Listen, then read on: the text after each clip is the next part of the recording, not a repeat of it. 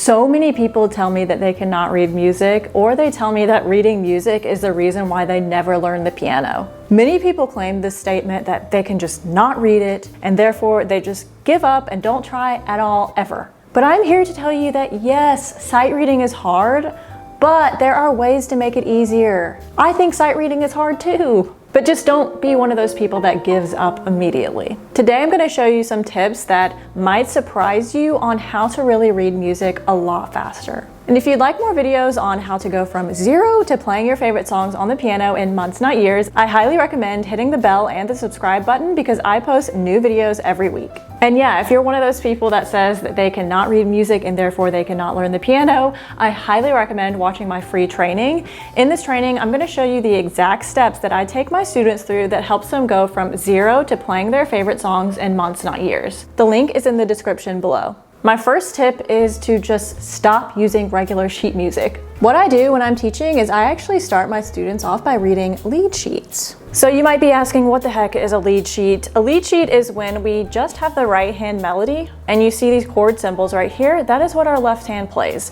So we're not reading the bass clef at all. We're just reading the treble clef and playing the chords in our left hand. This is what pop and jazz pianists do all the time. And with lead sheets, you're able to jazz up the song in your own way and be a lot more creative with it than you would with reading sheet music where it says treble clef and bass clef, right hand and left hand, and you have to play it exactly how it's written. So step one, just cut out other types of sheet music, play lead sheets. I also have another video on how to actually read the individual notes on the treble clef, much easier, so I would definitely watch this video and check it out. All right, so the first thing you really want to do, but before you start even reading the sheet music, is look around and find repeating patterns. So I'm going to do that with this Beatles song right here. If I look right here, here's a first pattern. It's very similar, repeating over and over.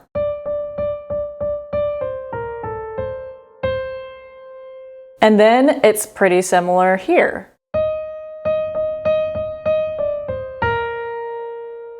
And it's similar here. So it's not the exact same, but you could call it a pattern that is repeating over and over. And then more in the melody, you can hear it as well. Here's another pattern, repeating. Repeat. Repeat. All right, so go through the music and find those patterns, because if you think that way, it's gonna really help kind of put them in little chunks in your brain. All right, this next one is really important.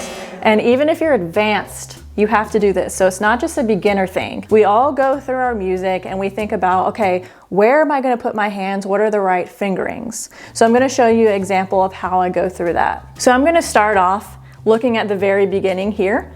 I have a D and I'm looking and I'm like, oh, okay, I'm moving down. So that means I'm going to use finger 5, my pinky, because I'm going to need to move down and get to the other notes easily. So it wouldn't work if I used my thumb. Okay, then I don't have any fingers to take me down here. So use finger 5.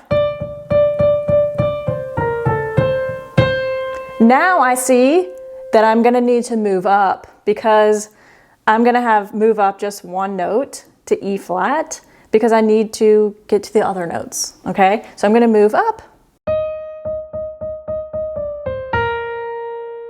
This pattern repeats, like I said. I'm gonna move up one note again because I'm gonna need those notes. Then I'm gonna move up with finger 3 to F for the Desmond here, because you can see I'm gonna need fingers moving down and up.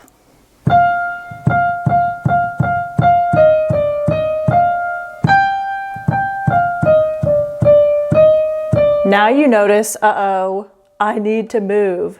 So what you could do is you could move finger 3, you're gonna cross your hand over, put 3.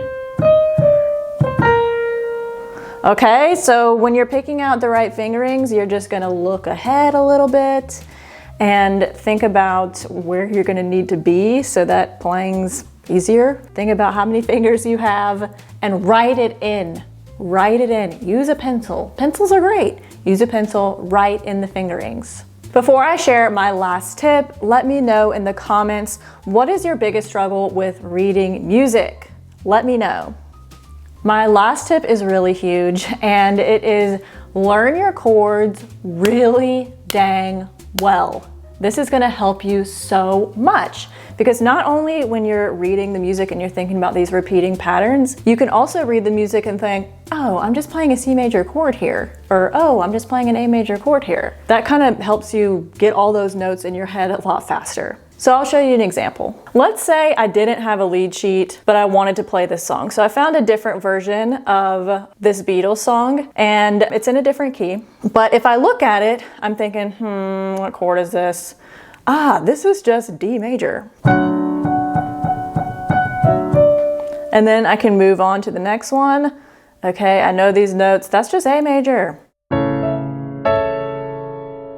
And so on. It really helps you read music a lot faster, and it's gonna help you be a lot more creative when you're playing. If you know what chords you're playing, you can be like, oh, I can jazz it up, and I can just play C major moving up, or whatever you wanna do. Knowing your chords is so important. Honestly, I think all of these tips are really important, and it's just key to playing and reading sheet music so much faster. This is why in my online program, I take my students through a process that has them learning the chords first. They learn the chords really well, and even from this part, they're able to play a lot of songs just from the chord progressions. Then I teach them how to jazz up those chord progressions, and then in the final phase of the program, I show them how to read those lead sheets, and it all comes together nicely because once they're at the lead sheet section, they know those chords really well, they know how to improvise, and then they can put it all together and be a wonderful pianist. So if you'd like to know more about that process, I highly recommend watching my free training. It's going to show you the exact steps that I take my students through to get through that process in a lot more detail than what I just said. All right, so the link to that free training is in the description below. Before we go, be sure to like and subscribe if this video helped you, and I will see you next time.